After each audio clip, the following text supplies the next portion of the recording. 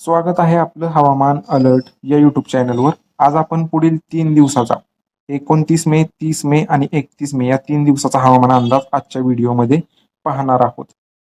सर्वप्रथम हवामान प्रणाल्या कोणत्या सक्रिय आहेत, तर राजस्थानच्या आसपास एक चक्राकार हवेची स्थिती, इकडे बिहारच्या आसपास एक चक्राकार हवेची स्थिती सक्रिय आहे. यातूनच ट्रफ लाईन अशीच दिल्लीपासून बिहारपर्यंत सक्रिय आहे. तसेच कमी दाबाचे क्षेत्र इकडे अरबी समुद्रात या भागात सक्रिय आहे. पुढील 3 दिवसाचा जर हवामान अंदाज पाहायचा गेला तर सर्वप्रथम आज अमरावती, वर्धा, नागपूर, भंडारा, गोंदिया या जिल्ह्यातून दुपारनंतर किंवा संध्याकाळच्या वेळी तुरळक ठिकाणी मेघगर्जनेसह पावसाचा अंदाज आहे.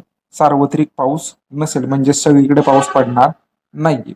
त्याच्यानंतर इकडे यवतमाळ, चंद्रपूर, गडचिरोली या 3 जिल्ह्यात सुद्धा रात्रीच्या वेळी जर स्थानिक ढगनिर्मिती झाली तर एका दुसऱ्या ठिकाणी पावसाचा अंदाज राहील. उर्वरित इकडे सातारचा पूर्व भाग, जत, कवठे महांकाळचा भाग असेल सांगली जिल्ह्यातील, स्थानिक ढगनिर्मिती झाली तर एका दुसऱ्या ठिकाणी पाऊस होईल. बीड जिल्ह्याचा दक्षिण भाग, लातूर जिल्ह्याचे पश्चिम आणि दक्षिण भाग एका दुसऱ्या ठिकाणी स्थानिक ढगनिर्मिती झाली तर पावसाचा अंदाज राहील. अन्यथा विशेष पावसाची शक्यता नाहीये. राहिलेले जे सर्व जिल्हे आहेत पावसाची शक्यता आजसाठी नाहीये. याच्यानंतर उद्या 30 मेला अमरावती, वर्धा, नागपूर, भंडारा, गोंदिया उत्तरेकडील जे जिल्हे आहेत विदर्भातील या भागातून तुरळक ठिकाणी मेघगर्जनेसह पावसाचा अंदाज राहील. सार्वत्रिक पाऊस नसेल.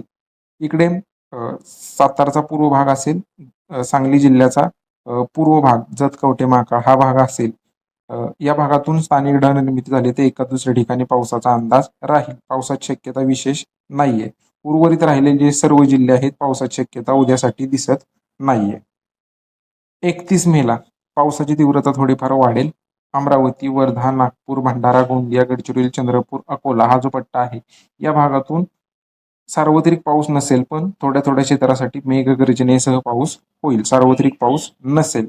नाशिक पूर्व भाग, छत्रपती संभाजीनगर उत्तर भाग, त्यानंतर जालना, परभणी, हिंगोली, नांदेडचे काही भाग असतील तुरळक ठिकाणी मेघगर्जनेसह पावसाचा अंदाज.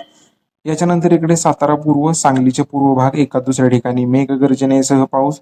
कोल्हापूर, सिंधुदुर्गच्या दक्षिण भागात एका दुसऱ्या ठिकाणी मेघगर्जनेसह पावसाचा अंदाज.